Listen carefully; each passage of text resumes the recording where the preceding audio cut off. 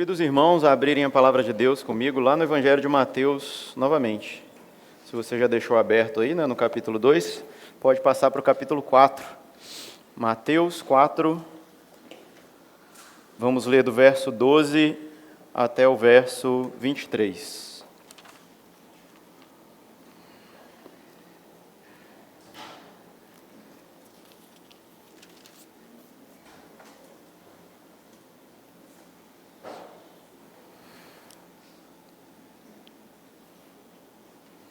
Diz assim a palavra do Senhor. Ao ouvir que João tinha sido preso, Jesus voltou para Galiléia e, deixando Nazaré, foi morar em Cafarnaum, situada à beira-mar, na região de Zebulon e Naftali.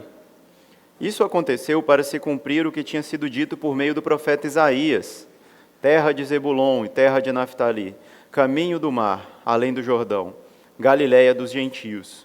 O povo que vivia em trevas viu grande luz, e os que viviam na região da sombra da morte, resplandeceu-lhes a luz. Daí em diante, Jesus começou a pregar e a dizer: arrependam-se, porque está próximo o reino dos céus. Caminhando junto ao mar da Galiléia, Jesus viu dois irmãos, Simão, chamado Pedro, e André. Eles lançavam as redes ao mar, porque eram pescadores. Jesus lhes disse: venham comigo, e eu os farei pescadores de gente. Então, eles deixaram imediatamente as redes e o seguiram. Pouco mais adiante, Jesus viu outros dois irmãos, Tiago, filho de Zebedeu, e João, o irmão dele. Eles estavam no barco em companhia de seu pai, consertando as redes, e Jesus os chamou. Então, eles, no mesmo instante, deixaram o barco de seu pai e seguiram Jesus. Vamos ler só até o 23. Jesus percorria toda a Galiléia, ensinando nas sinagogas, pregando o evangelho do reino e curando todo tipo de doenças e enfermidades entre o povo. Amém. Vamos orar? Senhor, eis aqui a tua palavra, Deus. Tu és o Deus Todo-Poderoso que escolheu, Pai, se revelar a nós, através desse meio que é a tua palavra, através do teu Espírito Santo que habita em nós e que testifica com o nosso coração que somos filhos de Deus. Nós te pedimos, Senhor, que por graça ilumine o nosso entendimento, Pai, a sairmos daqui mais crentes, mais confiantes no Senhor e tendo as nossas vidas, Senhor, afetadas de tal maneira que possamos te obedecer com alegria, com o prazer de te seguir, Senhor, de reconhecer a tua grandeza e lhe adorar em todas as áreas de nossa vida. Em nome de Jesus nós oramos. Amém. Amém. Meus irmãos, vocês que têm vindo aí recorrentemente à igreja já devem ter reparado que nos últimos 2 domingos nós falamos sobre o início do ministério de Jesus. Há 2 domingos atrás nós falamos sobre o batismo de Jesus, vocês devem se recordar, e no domingo passado nós falamos imediatamente após o batismo de Jesus, o que aconteceu, né? As primeiras pessoas que começaram a seguir Jesus, o testemunho de João após Jesus ser batizado, falando: esse é o Cordeiro de Deus que tira o pecado do mundo. Caso você tenha perdido qualquer uma dessas pregações, você pode acessar depois lá no nosso site, tá? missão1618.com. Hoje nós vamos continuar falando sobre isso. Por quê, né? Por que tanta ênfase no início do ministério de Jesus? É porque nós estamos na estação do calendário cristão chamada Epifania, que apresenta para a gente como Cristo se manifestou ao mundo em sua vida adulta, né? A sua chegada como um bebê é chamado o período do Advento, o período do Natal, e seu início do seu ministério, ali aos 30 anos de idade, é chamado a Epifania, a manifestação, quando Cristo se torna visível e conhecido por todas as pessoas. Hoje é mais um episódio dessa história verídica, não é história com E, na qual nós vamos ver aqui hoje, então, como a vida de Jesus, em sua totalidade, é um cumprimento de profecias do Antigo Testamento, como Deus é um Deus fiel, é um Deus que prometeu lá atrás, desde Adão e Eva, e Ele está cumprindo tudo aquilo que Ele prometeu agora na pessoa de Jesus Cristo, e como isso afeta a nossa vida hoje, né? O que aconteceu 2000 anos atrás tem a ver com a forma como eu vivo, como eu expresso a minha fé diante de Deus, como eu vivo igreja, tá bom? Isso é o que nós vamos refletir aqui nesta manhã. Portanto, eu convido vocês a ficar com sua Bíblia aberta e a gente vai olhar para o texto bíblico mais uma vez, agora especificamente no verso 12. O texto disse aí que Jesus ouviu que João tinha sido preso e voltou para Galiléia, né? Ora, meus irmãos, nós não sabemos o tempo exato que Jesus ficou ali na região da Judéia. Vamos lembrar. Um pouquinho de geografia bíblica aí, né? A gente tem no norte ali a Galileia, no meio a Samaria e embaixo a Judéia. Jesus desceu para a Judéia, onde ele foi batizado por João, nas margens do Rio Jordão. E a gente tem um episódio de semana passada, de João capítulo 1, versos 29 até os versos 40, em que Jesus continuou por ali durante um tempo. E a gente não sabe se ele tinha uma casa que lhe era própria ali, mas ele estava hospedado em algum lugar. Tal qual nós vimos na semana passada os discípulos perguntando sobre Jesus e onde ele morava, né? Jesus fala, vem e vê. Então ele estava hospedado ali de alguma forma. Quanto tempo ele ficou lá? Não sabemos. Mas o Evangelho enfatiza para a gente um fato importante de que somente após João ter sido preso é que Jesus volta para a sua terra lá na Galileia, tá? Ô Emerson, tá bom, que legal, bacana, né? Mas e daí? Bom, irmão, essas informações são importantes para a gente, por quê? No relato de semana passada, nós vimos que João apresenta o seu discípulo, André, a Jesus. Fala, esse é o Cordeiro de Deus que tira o pecado do mundo. Então André começa a ir atrás de Jesus, enfim, né? E vai até a casa de Jesus, passa uma tarde com ele ali, parece, e volta impactado por ter conhecido o Senhor. De tal maneira que ele conversa com seu irmão Simão e fala, achamos o Messias, né? Vamos lá, segue esse homem. Isso é importante para a gente, por quê? Olha aqui no texto que a gente está hoje, dos versos 18 até o verso 22. Dá só uma olhadinha aí. Talvez a sua Bíblia tenha um subtópico aí, né? Na minha está escrito, Jesus chama 4 pescadores, com S, pescadores, dos quais estão aí Simão e André, né? A gente tem uma ideia, muitas vezes imprecisa, de que Jesus passava do nada ali, uma pessoa estranha passando ali na rua, chegava dali, me segue. E a gente, né, tinha uma revelação divina, eu não posso resistir, se realmente é o Filho de Deus, a gente largava tudo e seguia ele, né? Mas parece, inclusive por esse episódio, que muitas vezes Jesus tinha um conhecimento prévio daquelas pessoas e um conhecimento mútuo, né? Aquelas pessoas também conheciam Jesus. Então, nem sempre, né? Algum caso pode até ter sido assim, mas nem sempre foi algo súbito, algo de supetão, tá bom? Jesus estava presente na vida das pessoas, ele era uma pessoa a ser vista, ele era uma pessoa que estava nas festas, ele era uma pessoa que estava hospedada em determinado lugar, que estava ali, na sociedade, na comunidade, dando um bom testemunho de Deus também em sua vida. Antes mesmo de Jesus pregar o Evangelho publicamente, ele já dava um bom testemunho do Deus a quem ele servia. Isso é um ponto importante para a gente notar nessa passagem. Ok, meus irmãos? Vamos seguir então. Essa passagem do 18 ao 22, eu não vou me delongar nela hoje aqui, eu queria simplesmente fazer essa referência para vocês, que conforme Jesus chama as pessoas e as convida a abandonar aquela vida que elas estavam levando para se tornarem discípulos de tempo integral diante do Senhor, isso não exclui o fato deles já terem um conhecimento prévio da pessoa de Jesus, da sua vida, do seu serviço a Deus, ok? Vamos então para o nosso verso 13, aqui que diz para a gente que Jesus, assim que voltou para Galileia, deixou Nazaré e foi morar em Cafarnaum, situado à beira-mar, na região de Zebulon e Naftali.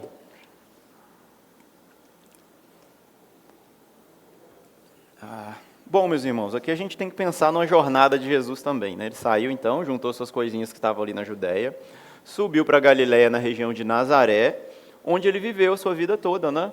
Olha que interessante, parece que Jesus está indo ali se despedir, né?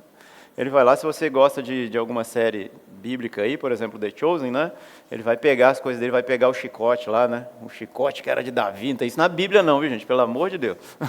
Mas é legal a gente pensar, né? O que ele foi fazer lá? Ele foi se despedir da vida que ele tinha antes. Talvez Jesus fosse um marceneiro, né? Seguindo ali o trabalho de seu pai. Nós temos os evangelhos falando, mas esse não é o filho de José, o carpinteiro, né? Carpinteiro, marceneiro, não sei a diferença não, gente. Rui não me bate não. Para mim é sinônimo, né? Então parece que ele foi lá, juntou suas coisas e como se dissesse, acabou essa vida que eu vivia, né? Fazendo essas coisas, acabou esse tipo de trabalho que eu fiz para Deus até agora, porque agora é a hora de eu fazer um outro trabalho, que meu pai me chamou para fazer. Então ele passa por Nazaré, o texto explica, fala isso para a gente, né? Foi para Galiléia, deixou Nazaré e foi morar em Cafarnaum, né? Esse lugar onde ele vai viver grande parte do seu ministério, onde ele vai chamar os seus 4 primeiros discípulos, à margem do mar da Galiléia, né? O texto também diz isso para nós.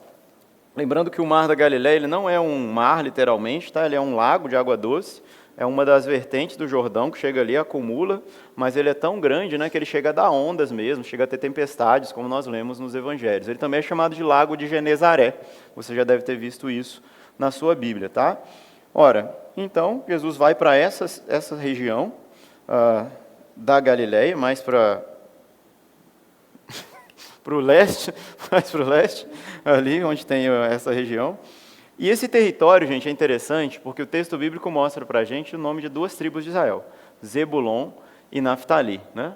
Talvez, se você não é tão acostumado com o Antigo Testamento, isso pareça qualquer um nome estranho da Bíblia que não faz o menor sentido, mas isso é importante para a gente também. Esses dois lugares na Bíblia, eles representam duas tribos das 12 tribos de Israel, que receberam 12 territórios diferentes na região de Canaã, assim que eles conquistaram aquele território. E esse território estava mais para o norte, juntamente com outra tribo lá, mas é importante que no território de Zebulon estava Nazaré, e no território de Naftali estava Cafarnaum, né? Então Jesus precisava passar por ali de alguma forma. Ele precisava ter vivido ali, ele precisava ter dado um testemunho de Deus ali. A gente vai ver ao longo do Evangelho que Jesus volta para Nazaré também, ele prega na sinagoga em Nazaré, onde tentam matar ele, né? Porque falam, você nasceu e cresceu aqui, rapaz, quem é você para ficar falando essas coisas? Mas Jesus exerceu um ministério ali. E olha que interessante, vamos para o verso 14. A conclusão do apóstolo Mateus, o evangelista, que escreveu para nós esse texto bíblico, sobre a vida de Jesus naqueles lugares, o que isso representou. Diz assim o texto bíblico, isso aconteceu, o que aconteceu? Jesus morou ali, só. Olha que engraçado, né? Isso aconteceu para se cumprir o que tinha sido dito por meio do profeta Isaías. Terra de Zebulon e terra de Naftali, caminho do mar além do Jordão, Galiléia dos gentios, o povo que vivia em trevas viu grande luz, e aos que viviam na região da sombra da morte, resplandeceu-lhes a luz. Irmãos, uma característica interessantíssima do Evangelho de Mateus é que ele pega mais de 60 profecias do Antigo Testamento e aplica à pessoa de Jesus. Como a vida de Jesus está cumprindo aquilo que Deus falou lá espalhado na teologia bíblica do Antigo Testamento. Ele vive isso. A sua vida, a sua obra, suas falas, suas ações, tudo isso refletem um cumprimento de coisas que Deus falou que aconteceriam. Jesus, ele é o esperado Messias. Ele é o profeta prometido, ele é o rei prometido, ele é o sumo sacerdote das nossas almas. E Mateus deixa isso bem claro em seu evangelho, do início até o fim. Eu queria que vocês abrissem sua Bíblia comigo, onde a gente tem essa profecia na íntegra, lá em Isaías. Essa é uma profecia de Isaías. Vamos abrir lá em Isaías capítulo 9, por favor. Nesse texto bíblico, vai ajudar a entender a gente melhor por que essa região tinha esse nome. A gente leu aqui no verso 15, né? Terra de Zebulon e Naftali, caminho do mar além do Jordão, Galiléia dos gentios. Gentios? Mas não é território de Israel? Por que isso tem esse nome? E essa profecia aqui de Isaías vai ajudar a gente a entender um pouco, entender o contexto no qual Isaías está profetizando também, vai nos ajudar a entender isso um pouquinho, tá?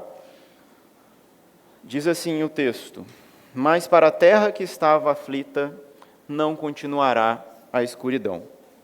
Deus, nos primeiros tempos, tornou desprezível a terra de Zebulon e a terra de Naftali, mas nos últimos tempos, tornará glorioso o caminho do mar, além do Jordão, Galiléia dos gentios, o mesmo termo.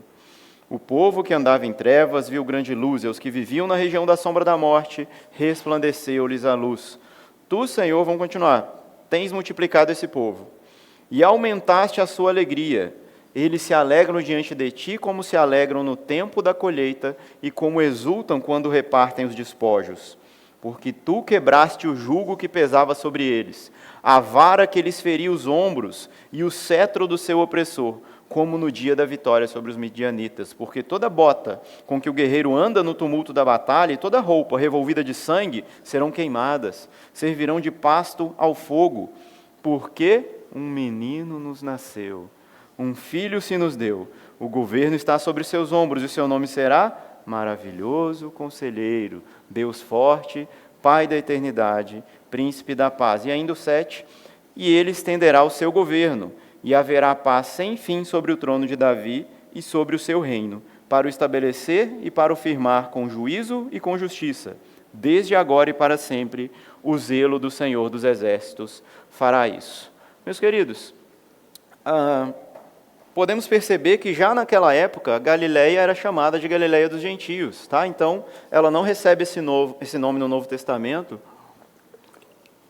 por causa da nominação romana, tá? Ela já tinha recebido esse nome muito antes, porque algo já tinha acontecido ali, que acontece inclusive na época do profeta Isaías, que é importantíssimo para a gente entender hoje. Na época de Isaías, o reino do norte de Israel, o reino de Israel tinha se dividido entre o reino do sul, né, onde tinha Judá e Benjamim, e no reino do norte todas as outras 10 tribos. O reino do norte havia sido destruído pela Assíria no tempo de vida do profeta Isaías. Veio um império mundial ali extremamente cruel, que fazia atrocidades com aqueles que eles dominavam. Então eles chegaram até o território de Israel por causa da sua idolatria e por causa da sua rebelião contra Deus. E Deus então permite, ou de certa forma até envia, esse carrasco pagão para julgar o povo de Israel. Então essas 10 tribos do norte, elas são esmagadas. Muitos dos homens são mortos ou levados embora como cativos para a Assíria. Muitos deles eram pendurados na estrada, empalados, com estacas, né? Pendurados assim no meio do caminho, né? Suas cabeças formavam pirâmides na Assíria. Tamanha crueldade desse povo. E ainda as mulheres, além de serem violentadas, né? As que sobreviviam, eles mandavam homens de outras nações se casarem com essas mulheres que ficaram para misturar o povo e realmente matar a religião. Qualquer chance que houvesse de sobreviver de uma verdadeira religião, de um arrependimento, de uma verdadeira adoração a Deus, havia sido exterminada. Miscigenação, morte, escravidão, tudo isso era o que o Reino do Norte estava experimentando. E para esse cenário de trevas, de apagão, de escuridão, é que Isaías traz essa promessa, essa profecia. Um povo que jazia em trevas, ou seja, sem esperança nenhuma. Não há o que fazer, não há solução, não há para onde ir. E Deus diz, para os homens não, mas não há impossíveis para mim. Vai brilhar uma luz. Essa luz vai resplandecer e vocês não vão nunca mais nem ouvir falar de guerra. Lembra a bota do guerreiro? Lembra o sangue na roupa? Tudo isso vai ser queimado. Vocês vão ser purificados, vocês vão ser santificados, porque eu vou enviar para vocês, né? A solução para esse problema desesperador é o quê? O envio de Deus, do descendente de Davi, que é chamado de Deus forte e Pai da eternidade, ou seja, nem Davi foi chamado assim. Nós vemos aí um aspecto divino desse enviado de Deus, que era tanto filho de Davi quanto senhor de Davi, e que estabeleceria um reino para sempre, incluindo a restauração desse povo, então, que estava sem esperanças, que estava perdido. Ora, por que eu quis associar esse texto com a profecia na íntegra lá em Isaías, meus irmãos? Porque Mateus está identificando a vida de Jesus e o início do seu ministério na Galileia como o cumprimento dessa profecia. É como se para os seus ouvintes que conheciam a profecia na íntegra, Mateus estivesse dizendo, chegou o filho de Davi, chegou o maravilhoso conselheiro, o Deus forte, o Pai da eternidade, o príncipe da paz. Este é o momento de vocês desfrutarem essa luz que Deus prometeu há 700 anos atrás, mas que chegou agora, chegou nesse momento. Deus não se esqueceu das suas promessas. Talvez você pense, ora, mas na hora que Jesus chegou já foi tarde demais, não? 722 anos atrás foi quando o Reino do Norte foi destruído. Agora Jesus chega na Galileia, já tem judeus morando ali de novo, eles já desfrutam de uma relativa paz, as pessoas já estão seguras, já estão fazendo negócio, já falam ali a língua hebraica de novo, o aramaico, já conversam até em grego. Acho que você chegou tarde demais, Deus. Nós já resolvemos o nosso problema por conta própria. Não se iludam, meus irmãos, não se iludam de modo algum. Desde que o reino de Israel foi destruído em 722 a.C., Israel nunca mais foi um território independente. Nunca mais. Sempre teve indo de mão em mão. Dos assírios eles foram para os babilônios, dos babilônios eles foram para os persas, dos persas eles foram para os gregos, dos gregos se dividiram em vários reinos que ficaram brigando por Israel. Aí num período de menos de 100 anos levantam-se os macabeus e conseguem um pouquinho de dependência ali no território.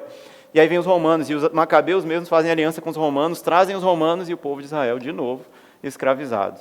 Então, ainda que você tenha judeus morando no território da Galiléia, eles já não são mais as tribos perdidas, eles são judeus que migraram para lá, são pessoas convertidas forçosamente ao judaísmo, como o rei Herodes, que foram convertidos na faca, e não são mais um povo livre, que desfruta daquela aliança, daquela promessa que Deus queria que eles vivessem em plenitude na sua terra. Portanto, essa promessa que Deus faz e que demora 722 anos para se cumprir, mais um pouquinho, né? Jesus está com 30 anos aqui, ela ainda é necessária, ela ainda é real, ela ainda é esperança para aqueles que viviam naquela época também, tá? E olha um fato interessante, meus irmãos. Quando Deus quis enviar o Rei do Universo para o mundo, Ele não enviou para o centro da religião judaica, que seria Jerusalém, né? Jesus poderia ter começado seu ministério ali e dali espalhar para as regiões de Israel, como figuras proféticas de Isaías 2, que no Monte Sião ele se assentaria e ensinaria todas as nações. Não, Deus mandou ele para o canto do mundo, para o canto de Israel, para o lugar chamado Galiléia dos Gentios, ou seja, um lugar desprezado pelos próprios judeus. Eles não davam moral para aquele lugar, meus irmãos. Eles consideravam os judeus que viviam lá judeus inferiores.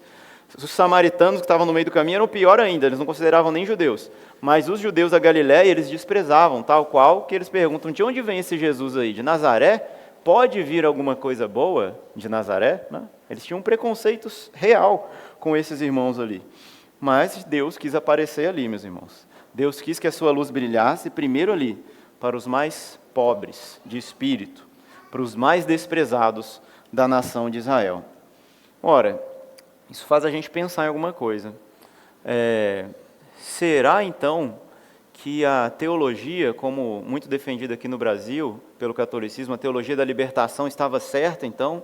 Que Deus somente se preocupa com os pobres e com os vulneráveis desse mundo, que independente de Jesus, aqueles que sofrem qualquer tipo de privação nesse mundo serão salvos e herdarão a vida eterna, ou ainda que quem não recebeu a compaixão das partes dos homens aqui nessa vida vai herdar compaixão de Deus no último dia, independente de Jesus. O importante é que Deus ama os pobres e Deus vai salvar somente os pobres. Não podemos cair nesse erro teológico também, meus irmãos, por mais tentador que pareça pensar assim, né? Nosso senso de justiça diz que isso é o certo, que essa é a justiça que Deus precisa fazer, castigar os ricos e salvar os pobres. Mas não é isso que Deus está fazendo, porque nós sabemos, né, que Deus não faz acepção de pessoas. Deus está salvando tanto o pobre quanto o rico. Deus está salvando tanto o religioso quanto o pagão.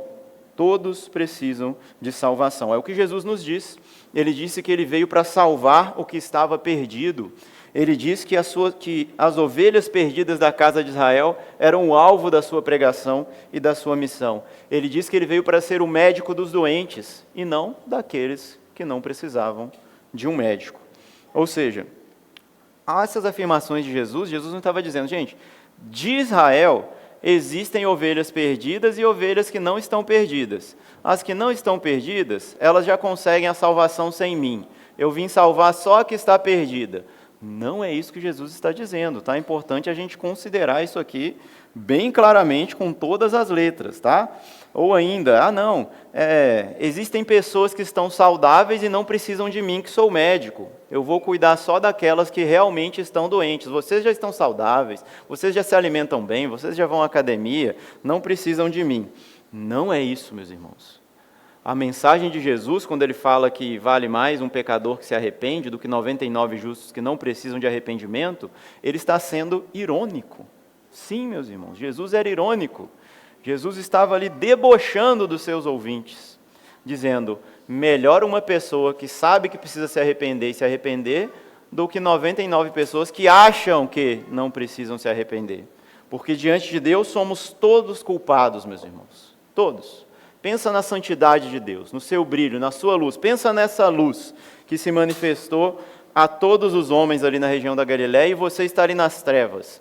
Nem sempre a gente gosta da luz. Pensa na luz do sol que chega na sua cara num domingo chuvoso como esse, você pretendia dormir até às 9, né? Às 5 horas da manhã já tem luz. O que você faz, né? Fecha a cortina, reclama e pensa em dormir de novo, né? A luz de Jesus, muitas vezes, ela produziu esse efeito nas pessoas, meus irmãos. Eles não se alegraram com a luz, não. Falaram, fecha essa cortina. Eu não quero, deixa eu voltar para a minha caverna. Eu não quero saber disso agora. Eu estou bem aqui. Sai para lá. Mas, na verdade, todos nós precisávamos dessa luz. Precisávamos que Deus resplandecesse para nós. Por isso, meus irmãos, voltando para o nosso texto, a mensagem de Jesus, ela é a mesma para todos os seus ouvintes. Ela não é só para alguns. E olha o verso 17. Qual é a mensagem de Jesus para todos aqueles que o escutavam? Sejam religiosos, sejam aleijados, sejam sãos, sejam publicanos, sejam justos, entre aspas, ou sejam pecadores. Jesus, daí em diante, começou a pregar e a dizer: arrependam-se, porque está próximo o reino dos céus. Não há acepção de pessoas de Jesus nessa frase, não é verdade? Jesus não chegou e disse: alguns de vocês precisam se arrepender. Ele disse: arrependam-se todos vocês que estão me escutando. Isso, eu imagino, né, os mais religiosos falando: isso não é para mim, né? É para todos nós a mensagem de arrependimento, porque diante de Deus, todos nós somos culpados. Eu me lembro de um outro texto bíblico, não precisa abrir comigo não, para eu ganhar um pouquinho de tempo. Em Lucas capítulo 13, diz assim: vocês pensam que esses galileus eram mais pecadores do que todos os outros galileus por terem padecido essas coisas? Digo a vocês que não eram.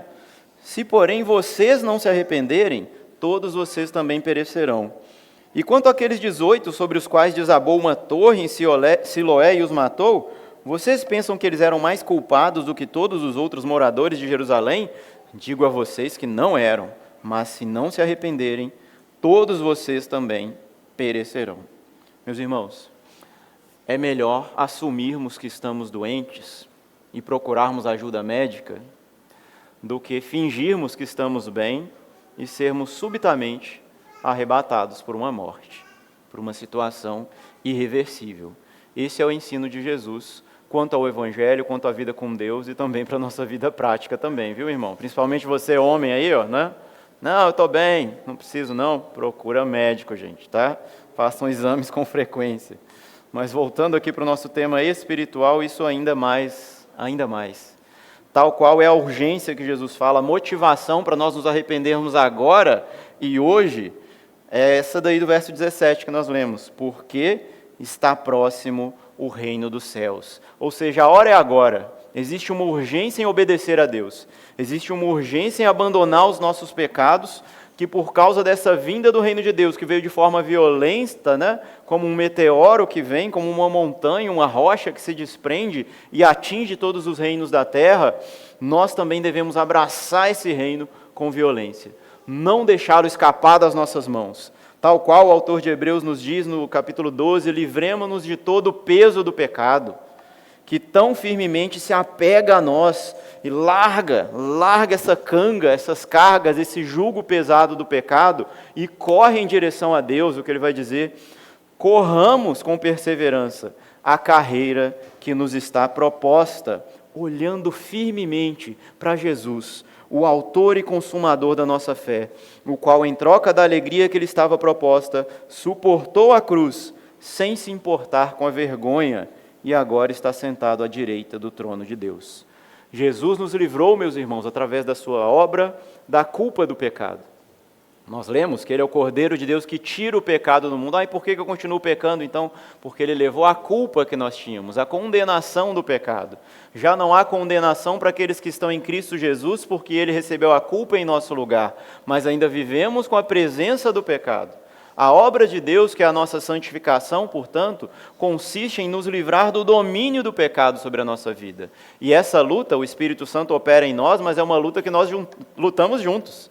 A gente tem que correr, a gente tem que se esforçar, a gente tem que arrancar essas cangas pesadas do pecado e correr rumo ao Senhor. Às vezes a gente corre, né, e Deus mesmo permite isso, ainda como se tivesse um homem morto amarrado na gente, como diz Paulo, né? Miserável homem que sou, quem me livrará do corpo dessa morte, que é a nossa velha natureza. Mas ainda assim, meu irmão, corra, se esforce, prossiga para o alvo, olhando sempre para Jesus e não deixe para depois. Se Deus está falando isso conosco nessa manhã, se arrependa hoje, não deixe para amanhã. É urgente. Nós não sabemos até quando nós respiraremos, o que acontecerá conosco daqui a 1 minuto. Como diz o slogan da Band News, em 1 segundo tudo pode mudar, né? E é verdade, não deixe para depois.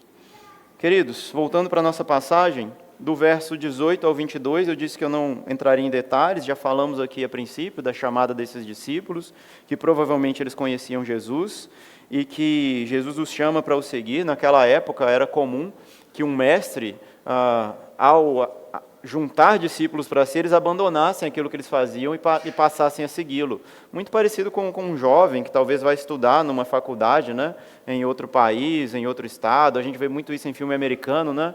O menino vai estudar, ele se muda para a universidade, né, ele fica vivendo lá.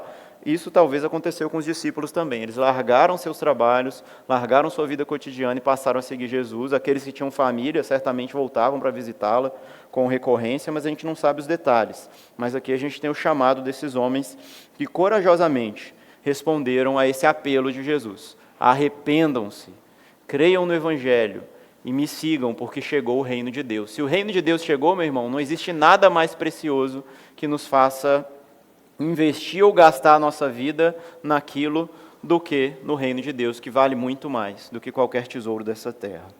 Então eu vou para o verso 23, já encaminhando aí para o final da nossa palavra, que diz assim: Jesus percorria toda a Galileia, ensinando nas sinagogas, pregando o evangelho do reino e curando todo tipo de doenças e enfermidades entre o povo.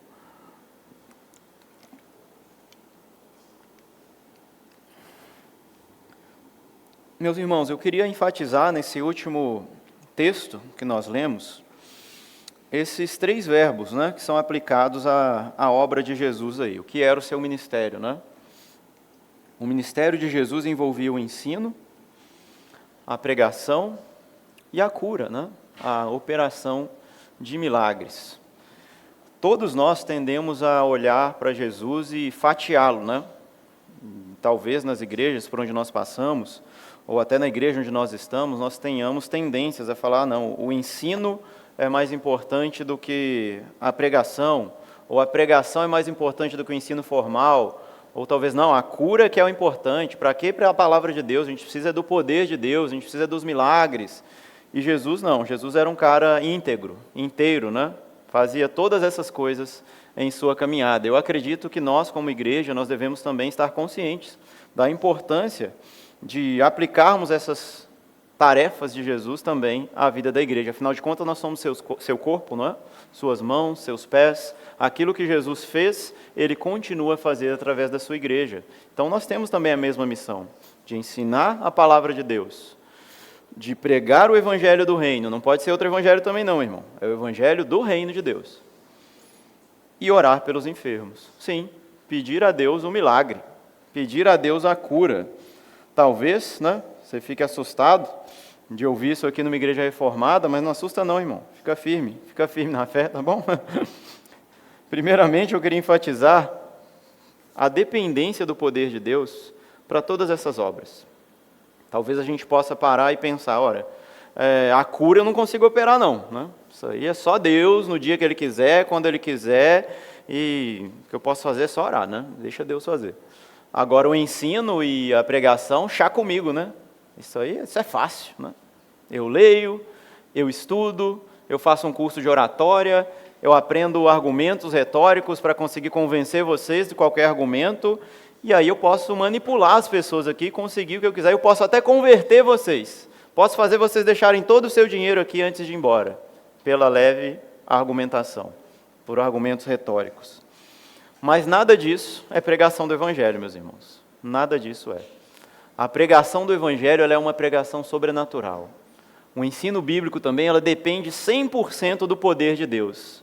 Portanto, não seja arrogante, não seja orgulhoso e ache que pelo tanto que você estudar, pelo quanto que você usar lá, jogar lá na IA, ou etc., você vai conseguir, pelo tanto de sermão que você ouvir, você vai ser um bom pregador, ou você vai ser um bom evangelista, ou você vai conseguir ensinar a palavra de Deus para alguém, tá? Cognitivamente, assim, em termos de cabeça, talvez você até consiga, mas a obra do Espírito Santo de transformar corações, e é para isso que a gente ensina a Bíblia, é para isso que a gente prega o Evangelho, não é só para dar mais informações para vocês, tá bom? Saibam disso, apesar do tanto de informação que eu trouxe aqui hoje, isso é para você se tornar mais crente. E isso depende totalmente do Espírito Santo, para trabalhar isso no seu coração. Entre o que eu falo aqui e o que chega aí, tem que ter Deus aqui, no meio e no final. Deus tem que estar em todas essas etapas, no ensino e na pregação. Não somente na cura, não somente no milagre. Tudo isso depende de Deus. Do contrário, até um papagaio poderia pregar. Já ouviram a piada do papagaio pregador? Não vou contar aqui não. Depois vocês podem me procurar no final do culto, tá bom? Meu pai está aí, meu pai conhece. Enfim. Ou a IA, né? Joga lá, ué. Joga na IA. Gente, o trem está cada vez mais rebuscado, viu? Só que ela alucina. Meu irmão me fala isso aí. A IA alucina, viu? Cuidado, viu? Cuidado. Né? Cuidado, irmão. O Espírito Santo não alucina, não. Nem produz alucinação em ninguém, viu, gente? Amém? Aleluia. Glória a Deus. Então, falando de cura divina, meus irmãos, né? Eu sei que eu estou introduzindo um assunto polêmico, já no final da pregação, mas eu preciso dizer isso, meus irmãos. Deus é um Deus que cura. Amém? Amém. O fato de você ser calvinista, hipercalvinista, arminiano, pentecostal, ateu ou até satanista, não muda o fato que Deus cura. Amém? Não importa a sua convicção. Deus cura. Ponto final. Como diz o Chapolin Colorado, né? Eu não acredito em bruxas, mas que elas existem, existem, né? Uma coisa é o fato, outra coisa é o que a gente pensa. O fato é, Deus cura. Irmãos, eu poderia até pedir isso aqui para vocês, mas eu não vou pedir. Para vocês, para levantar a mão, não levanta, né? Quem teria um testemunho de cura divina para contar? Né? Não preciso, né? A gente tem gente aqui bem de perto, né? Para contar isso para a gente. Mas a gente sabe, ou a gente já viveu, ou alguém perto da gente já experimentou isso. Portanto, a gente vê que Deus se preocupa com isso sim, meus irmãos. Não ache que seguir a Deus ou ser de uma igreja reformada é só você inchar a cabeça com conhecimento bíblico. É a gente viver a igreja, a gente viver e reproduzir o ministério que Jesus vivia. Portanto, meus irmãos, eu tenho duas exortações aqui sobre isso. Você, jovem calvinista, precisa saber que a doutrina da soberania e da providência de Deus não excluem uma fé pessoal. E as orações, nem excluem também as orações ou a crença num Deus que cura e que ainda opera milagres. Por outro lado, você também, meu irmão pentecostal, deveria saber que Deus não tem qualquer obrigação de curar qualquer doença pela qual você grite, jejue, trema, repreenda ou amarre. Deus é Deus, e Ele faz o que lhe apraz. Misteriosamente, veremos pessoas serem curadas por milagres. Misteriosamente, veremos pessoas ser curadas por remédios. Sim. E misteriosamente, veremos pessoas que nunca vão ser curadas. E Deus é o mesmo Deus. Não é porque eu tenho fé demais que Deus faz ou não faz. Deus é Senhor sobre todas as coisas, e Ele tem um plano. Ele tem um plano em tudo o que acontece nas nossas vidas. O papel nosso é clamar, é pedir e nunca perder a fé no Senhor. Amém? Amém. Queridos, então nós chegamos ao fim da nossa pregação e eu quero fazer 4 aplicações com vocês. Primeiro, conectado a isso que nós acabamos de falar imediatamente. Busque a ajuda de Deus em tudo o que você fizer para Ele. Na pregação da palavra, no ensino bíblico, ou no aprendizado, quando você estiver estudando a Bíblia, ore, busque ajuda e busque o poder de Deus, inclusive também na oração pelos enfermos. Nossa segunda aplicação desta manhã, tema a Deus e creia que Ele é o Senhor de toda a história. Deus não se atrasa e nem erra. Ele fez tudo o que planejou no tempo, no local exato para alcançar quem Ele queria alcançar. Para que tanto judeus quanto gentios vissem a luz que resplandeceu no mundo, assim como resplandeceu também sobre nós. O Império Assírio, eu vim para cá ouvindo uma música hoje do Marco Teres, eu não sei como é que ela chama, gente, mas ele fala assim, o Everton vai me ajudar, né? Onde estão os reinos desse mundo, né? Todos se prostraram ao chão, até o meu coração se deu. Vocês conhecem? Único, Gente, escuta essa música, é bonita demais, único, né? E aí no meio da música ele faz uma ministração lá, que eu sempre fico até emocionado quando eu escuto. Ele vai e fala: onde estão os reinos desse mundo? Onde está a toda poderosa Roma? Onde estão os assírios que destruíram os israelitas, os persas, os gregos? Onde estão? Mas o Senhor permanece reinando para todo sempre. A fé cristã está aí, ó, sendo pregada, Deus está sendo exaltado ao longo dos anos. Portanto, meus irmãos, eu repito a aplicação 2, tema a Deus e creia que Ele é o Senhor de toda a história.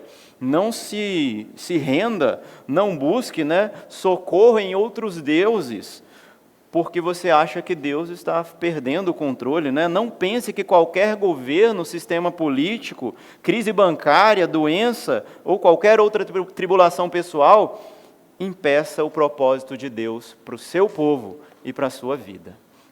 Nossa terceira aplicação: reconheça-se como pecador, carente da graça e do favor de Deus, um doente que precisa urgentemente de um médico. Pare de se esconder atrás de máscaras de justiça própria. Eu sou melhor que eles, isso é o que importa. Eu não sou tão pecador assim. Não, meus irmãos, o primeiro passo para a gente ser curado é aceitar que a gente está doente, que a gente é o pior dos pecadores. Como disse Paulo, eu sou o maior dos pecadores, no final de sua vida. E nós não chegamos nem nos pés de um apóstolo Paulo aí. Nossa última aplicação é a mensagem de Jesus clara, aqui do verso 17. Arrependam-se. Uma vez que a gente se reconhece pecador, a gente se arrepende. Não dá para se arrepender se você acha que você está certo. Então você precisa reconhecer que você está errado, que você está doente, que precisa da graça de Deus para te curar. Então você pode se arrepender. Como diz o texto, várias vezes nós lemos: o povo que jazia em trevas viu grande luz. Se Deus te iluminar, meu irmão, o que há de oculto em seu coração, qual vai ser sua reação? Nós falamos aqui, Você vai correr e fechar as cortinas e falar: não, deixa eu continuar o que eu estava fazendo.